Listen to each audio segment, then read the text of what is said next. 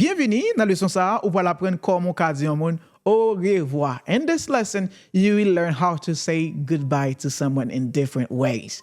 Là, on dit au revoir, on dit goodbye. Goodbye. Yeah, goodbye, goodbye. Goodbye. Goodbye. Goodbye. Goodbye. After that, on dit n'après pita. On dit en anglais, see you later. And allez, see you later. And Jack said, "Thanks, Mom. See you later." And allez, see you later. À plus tard, n'après pita, okay? I'll see you later.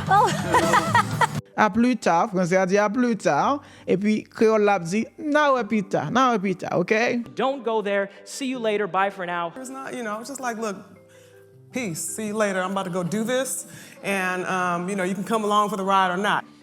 Donc, il y a un qui est important, États-Unis, où utilisent un peu leur dit moun passion bonne journée, autant de vous dire que have a good one. Much. I'm Destin. You're getting smarter every day.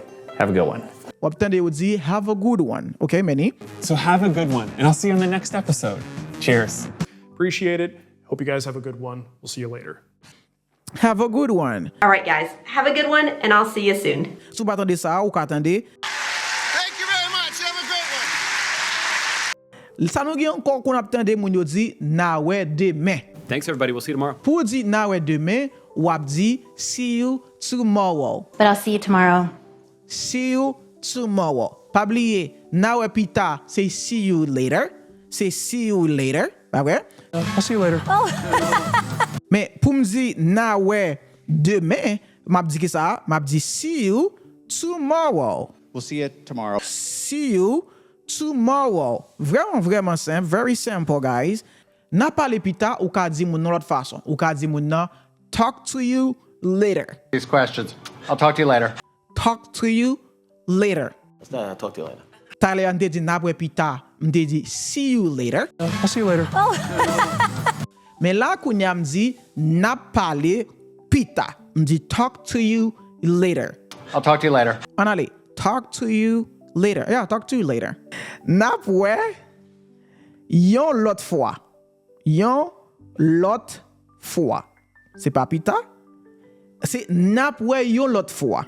See you soon. Thanks for watching. I'll see you soon. Comment on dit ça? N'a pouè yon l'autre fois ou dit see you soon.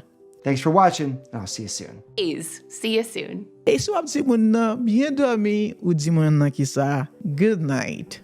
Good night. Comment on dit moun bien dormi ou dit good night? Good night. Good night. Bien dormi. Dans la leçon ça, moi, si vous êtes capable de dire moun au revoir, ou ka dire moun n'après pita, passons bonne journée, n'après demain, et puis n'a parlé pita, ok, n'après une autre fois, et puis bien dormi. Donc, dans notre leçon, nous allons apprendre 8 professions qui communes ou besoin qu'on ait afin que vous capable de présenter tout très bien. Parce que nous allons montrer comment présenter tout après finir apprendre toute leçon avant. On va aller.